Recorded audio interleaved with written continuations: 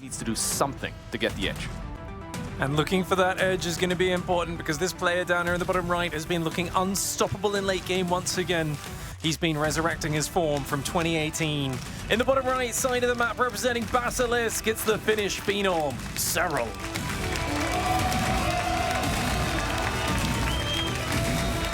And his opponent, the very best player from the United States of America, it's Astrea.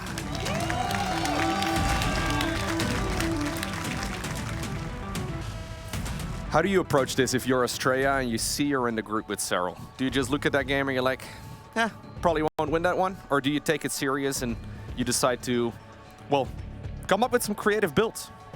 I feel like you go into it and you have a big smile on your face because you're like, yes, no one expects me to win. Yeah. Everything to gain, nothing to lose, and I think that's cool. I definitely feel like Astrea always has special tactics in this matchup, and he's had some really good ones. I always think of, like, I guess late 2022 Home Story Cup Finals versus Rainer. He had some fantastic PVZs there. Rainer was just a bit too quick for him and a bit too kind of on point at shutting down some of what he was trying to do.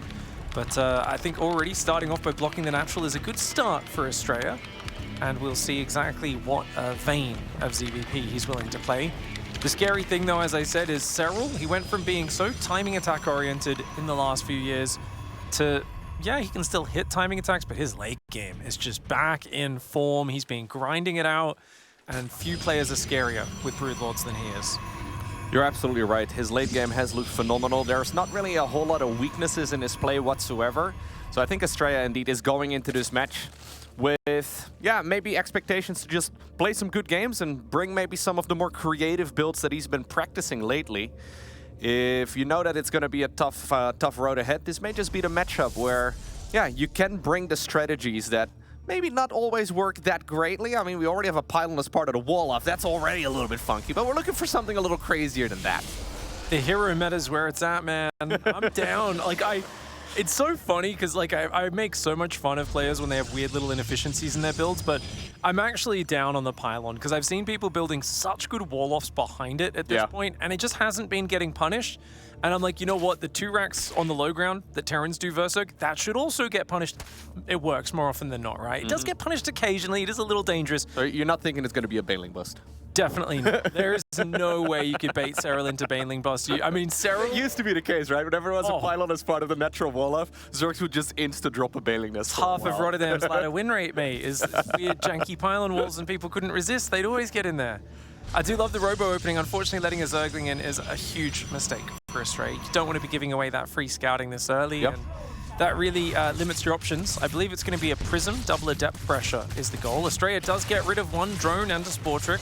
It's not a bad start for a single Adept, but losing the Adept, of course, does slow him down. Yeah, the Robo opener is not the most common one in this matchup. 9 times out of 10, it's a Stargate. We see Twilight Council builds quite a bit as well, but this is indeed going to be a very quick War Prism. This is especially good if you are going up against somebody who doesn't expect it, right? But against this, Serral can, for example, already start skipping things like Spore Crawlers, right? Little things like that. That Zergling Scout is just very helpful for the Zerg player because it does save on the drones. 1 Stalker only actually to hold that wall since the Adept ended up going down, but Probe's coming to the rescue. Yeah, I like that. The Probes can always phase through the Stalker to make sure it doesn't die. And this is good because you want to keep Serral in the dark. Technically, you could be doing like a 5 or 6 gate all-in off this. He's, of course, not doing that, but the Rotoran has to go down for safety just in case. Going to 4 gases behind this, and the Adepts will start pushing forward. We see the gases. With the War Prism, he will see both of them, That's a nice tell, of course, that, ooh, something fishy is going on. And what exactly is happening? It's double Stargate in the main, and there's already a 2nd Overlord flying on over. How does he do this? Disgusting. Sarah, how do you always see everything? How are your Overlords always in the right position, Serral? Just predict the future. Just please, if any other Zerg player could be this consistent with their scouting, I swear, it would be insane. But somehow Serral is the one guy who's always in the right place at the right time. His knowledge of the matchup is insane. So we're going to continue the mind game left, right, and center. The build order choices are falling flat on its face. Astrea, rather than doubling down to what was probably Phoenixes, I guess, he decides to go into a Twilight Council also in a Forge now. Well, I mean, Astrea has to completely change his game plan here at this point. He basically is playing like Haas. And he has to. You can't be doing double Stargate when it's scouted that early. It's a surprise play. And but so far, Robo scouted, double Stargate scouted. We see this so often in this matchup. Serral's going Burrow and a Lair. The Burrow is definitely a very odd choice against a Robo opening. Does seem like maybe that's a misclick, but we'll find out soon enough. And the rare first-person viewpoint of the greatest of all time. I think, yeah, you think you caught that. Well done. He did cancel that. Yeah, I think he just clicked on it very rapidly there. This is indeed the first-person view of Serral. He is, at this point, assuming it's probably double Stargate, or at the very least something that is looking like double Star. He may already be predicting as well that this is going to be a cancel from the Protoss player. And this counters both. This is so genius, right? Because Corruptors can beat Phoenix, and Mutas are just amazing versus a player who doesn't have a Stargate. So this is such a clever play from Serral, and I think from the moment he saw the Robo, he already had Spire. Double checking right now. He sees that indeed the Stargates did get cancelled. Perfect play so far, honestly, by Serral, right? He decides to cancel. Man, he's so good in this matchup. It's almost disgusting. It's not fair. It's actually not fair. He's ridiculous, man. Astrea's not finding any openings just yet. The Adepts cancelling their shade at the last second. The fourth base starts at 6:15, which is not the earliest fourth, but considering his Spire almost finished, yeah, still quite good. We've seen Spires be very successful. Dark has had a lot of success making just a whole load of Mutas. Sometimes it's just about 6 to 8 Mutas, maybe 10. Sometimes it's mass Mutalisk, and I think both are excellent choices in this particular game. Serral did decide to go for the Roach speed upgrade. Spire gets scouted, so that's actually really quite nice here for Astrea. And by the way, let's not pretend that Serral is incredibly far ahead in this game, supply-wise and economy-wise. He's obviously in a fantastic position. Protoss hasn't really done any damage in the early game, but Astrea has done a good job building up his economy. He scouted the Spire there, so these 6 Mutas are not really gonna catch him off guard. I don't hate this position here for Astrea. This is it. You're often so focused on how do I catch Serral off guard? What do I surprise him with? What's the kill move? Sometimes he scouts it a bit too easily, and that seems to be the case in this game. Just 6 or 7 Mutalisks flying across the map on the south. Immortal Archon trying to force them home to defend. But Serral says, you know what? Okay. Oh, he actually does pull the Mutas home for a moment to group them up. I think he's got plenty of Roach Ravager, though. It's a hard call for Astrea in this scenario. The Mutas actually fighting an Archon. Wow, Serral. That is like the one unit that they're usually not supposed to fight, but if he would have gotten it, that would have been a mental boost, if anything. I think since he got scouted, he realized, okay, the odds of me doing a lot of damage in the mineral line are basically 0. He's gonna give up on this base, it seems. I know Queens do pop up, couple transfuses will save the hatchery for now.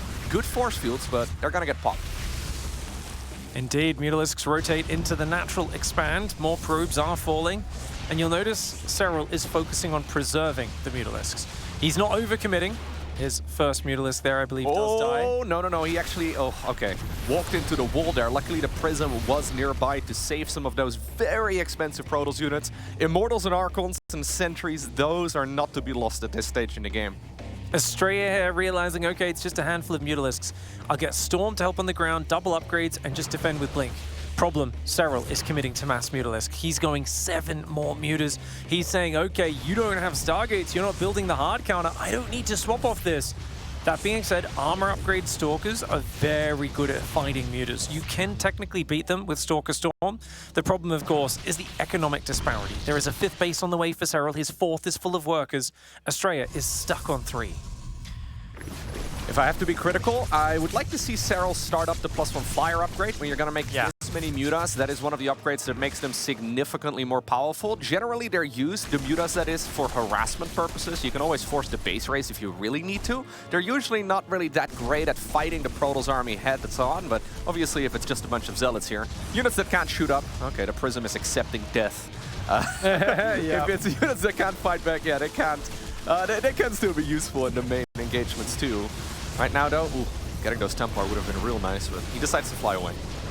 Stalker Micro is good.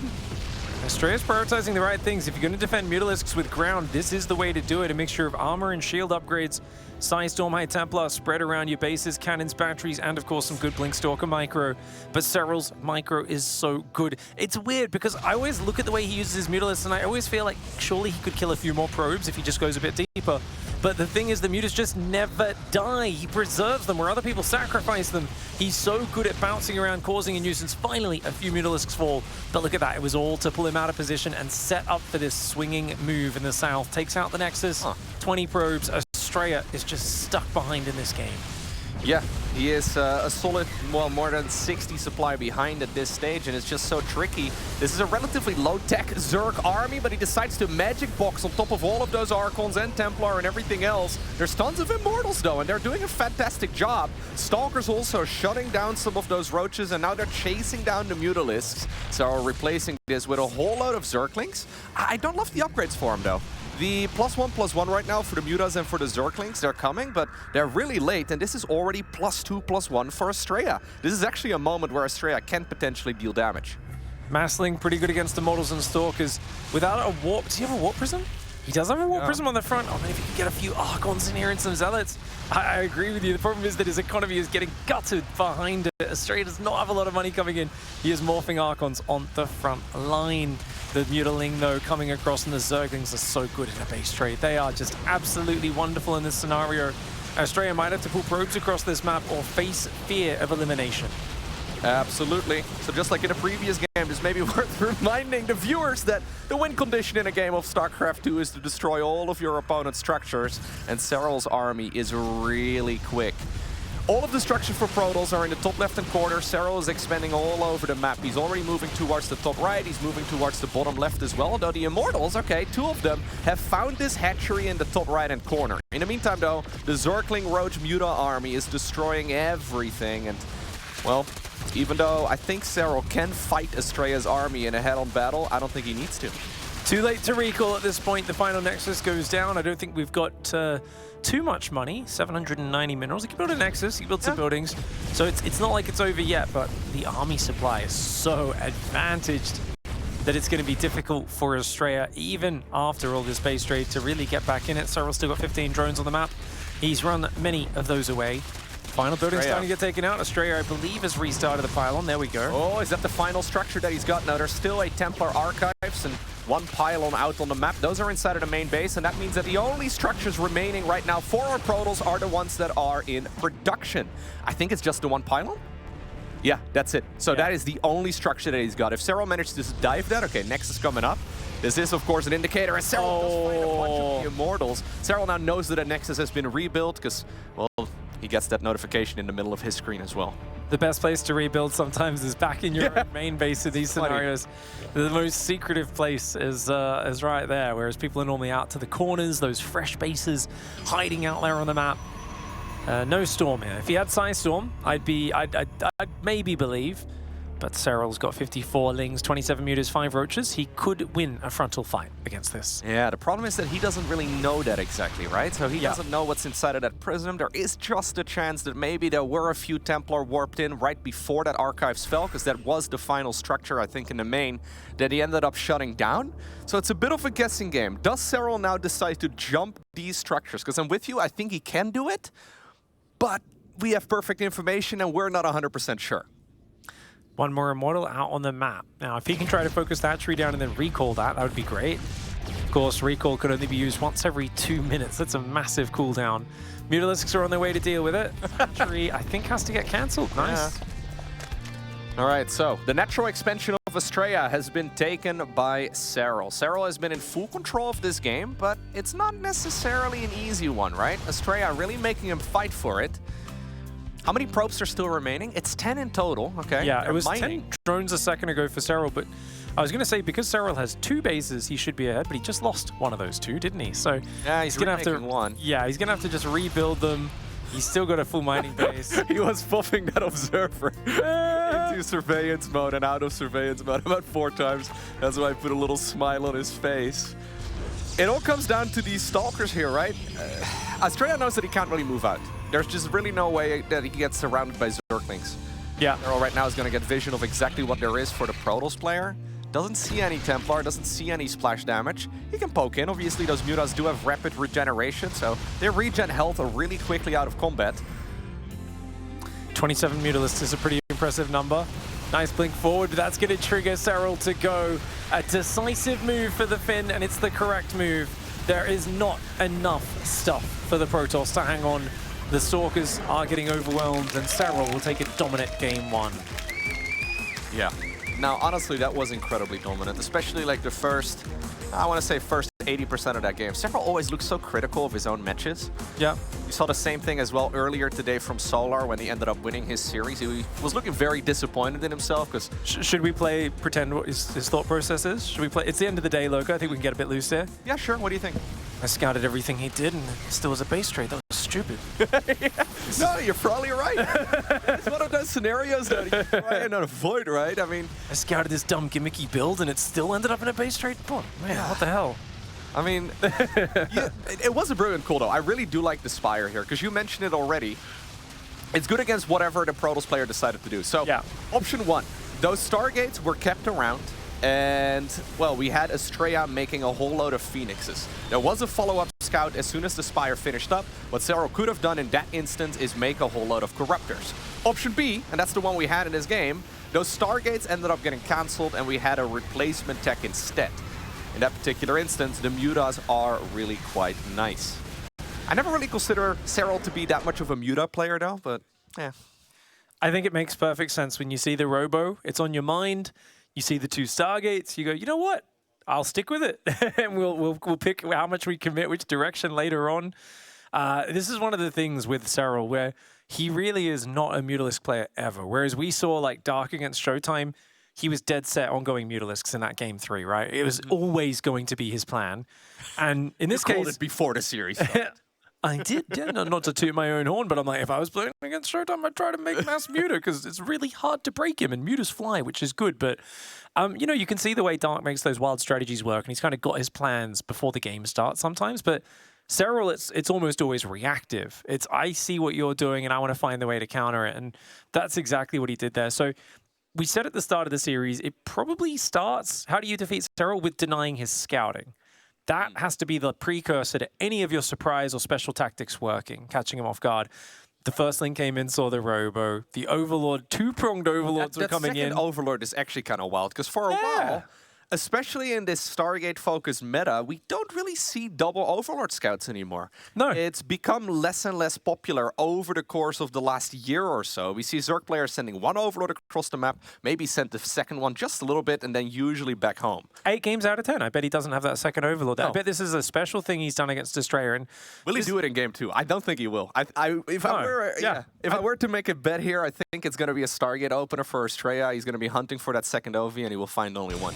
I think you're absolutely right, Loco. I mean, it's fascinating to see the adjustments he makes. A lot of us, Serral just has the best mechanics. Serral just has the best defense. Not necessarily. I feel a big part of Serral is he studies his opponents and he understands what they're going to do, and he's so well prepared for his series. We've seen it so far in Game 1. Will he be able to do that again in Game 2? In the bottom right side of Oceanborn, representing Basilisk, it's Serral. And his opponent, all the way in the top left, it's Astrea.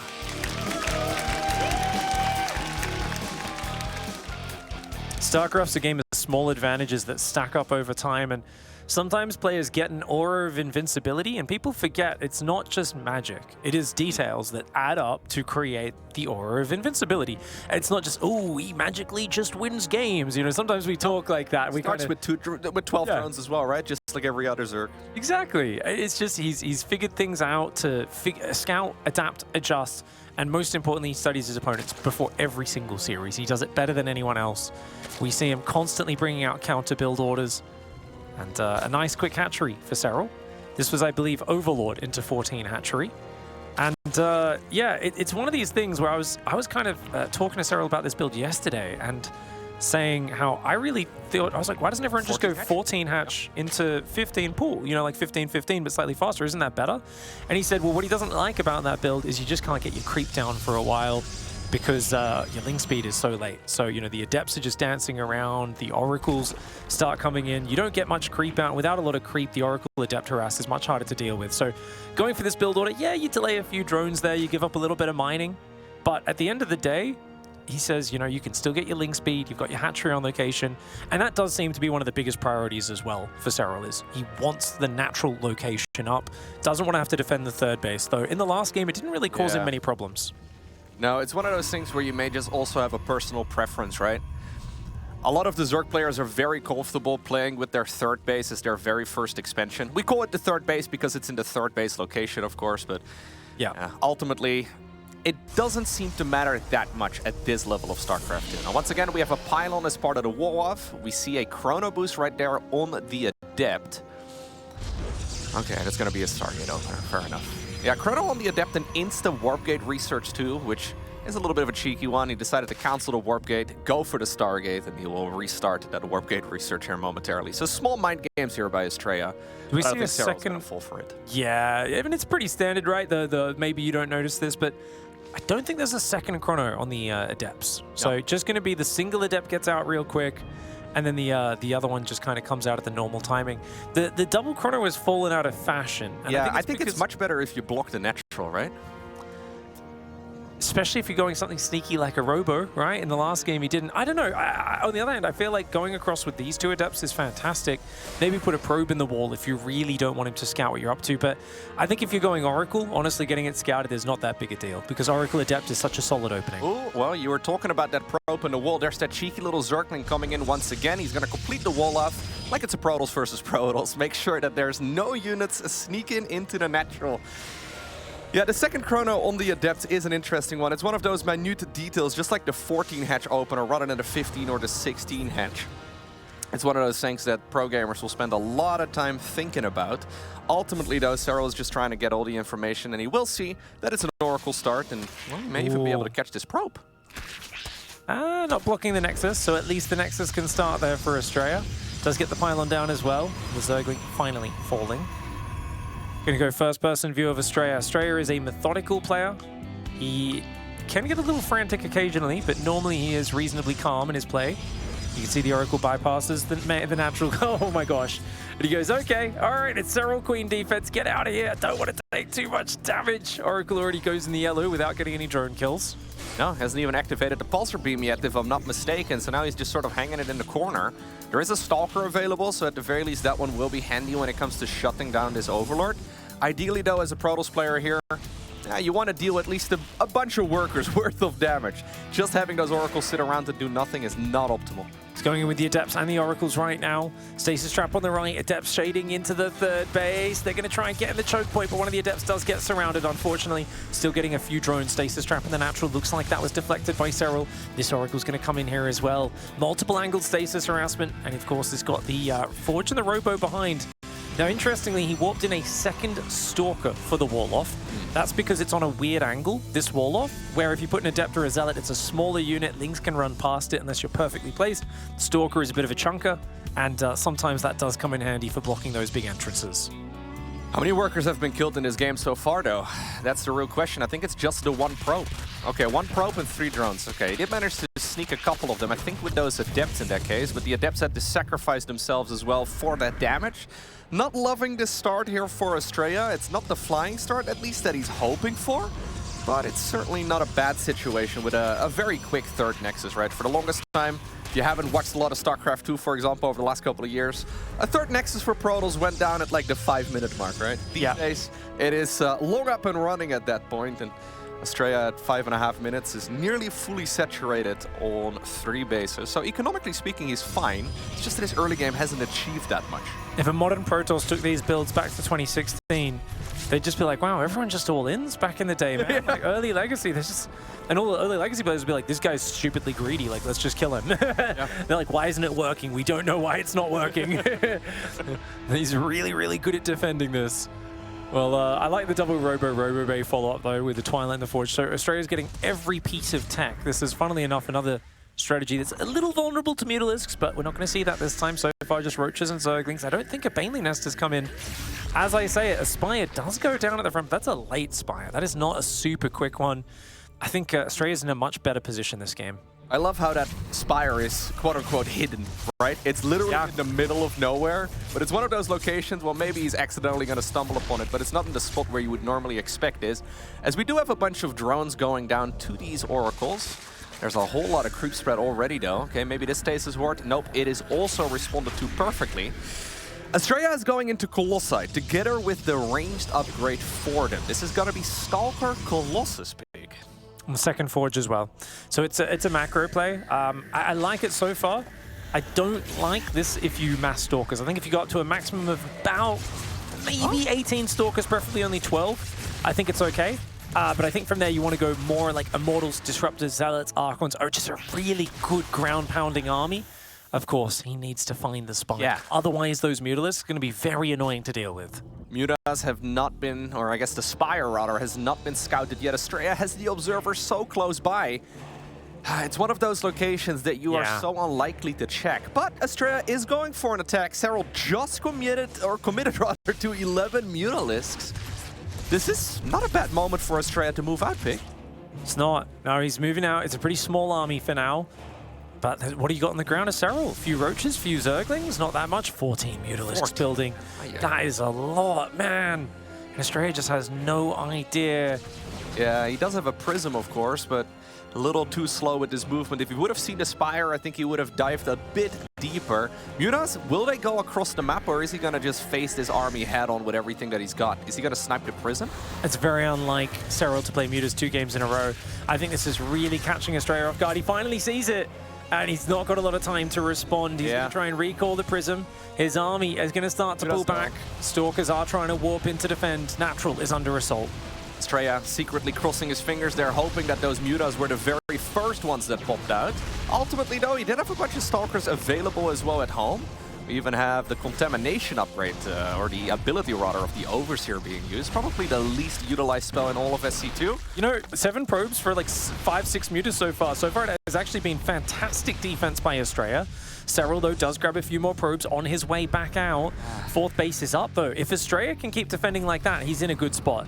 But with Lings coming in, it's kind of scary. You need to have Colossus killing the Zerglings and then Stalkers fighting the Mutas. Easier said than done. Serral's still got a 30 supply advantage. He's got massive mobility. And one mistake and Astrea could find himself spiraling out of control.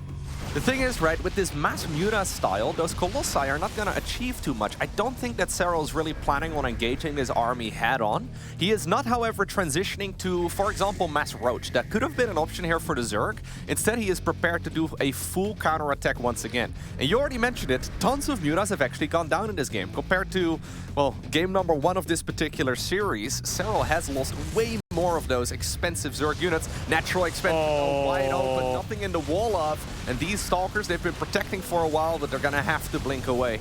There's a lot of Lings in the top right as well. They're going to come in on the 4th because most of this army got pulled over here. Colossus are trying to head back to defend that. There's only a cannon and a battery that are going to buy a bit of time, but so many workers going down. Stalkers are good at fighting the Mutas head-to-head, but it's the mobility that gives the Mutalisks the advantage. Look at that rotation. That is crisp. Taking out the battery and the cannon, and they will be able to start clearing the rest of the economy. Serral being devious in this series, playing to his strengths, his opponent's weaknesses, and realizing that Mutalisks was the best play. So, if Astrea had seen that Spire, this could be a very different game. I really feel 10, 20 seconds warning even. It's a totally different scenario. But seeing it so late and being stuck on just Mass Stalker like this, you need to be perfectly positioned. Maybe if his army was split a little better, he could have done it. But as it is, Serral is out of control. He's got so many Mutalisks. You can see as they blink forward, he turns, shoots a few volleys, and just pulls away. And he's trading very well. If we can see the units lost, you can see the Mutaverse Stalker trades. And look at that. 16 Mutalisks have gone down, but he's taken out 50+ probes, 7 Stalkers, 3 Colossus went down. I mean, this is a disaster. I think with 3 Colossi, this counterattack could actually still be pretty scary. But obviously, with those Colossi down the drain, I think only 1 remains at this point in the game. Serral can actually fight this army head-on using the Zerglings that he's been reinforcing this with.